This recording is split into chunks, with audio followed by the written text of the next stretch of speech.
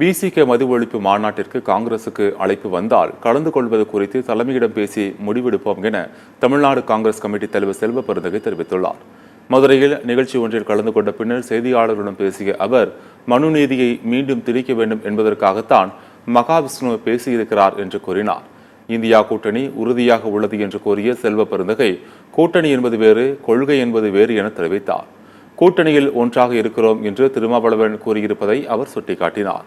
India கூட்டணி சிந்தாமல் 2026 சட்டமன்ற தேர்தலை இணைந்து சந்திப்போம் என செல்வ பெருந்தகை பேசினார்.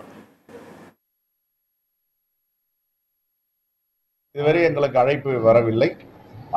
அனைத்து கட்சிகளுக்குமே அவர் வந்து அழைப்பு விட மாதிரி தான் போட்டிருக்காரு. ஆனா பர்டிகுலர் அதிமுக குறிப்பிட்டு பேசியிருக்காரு.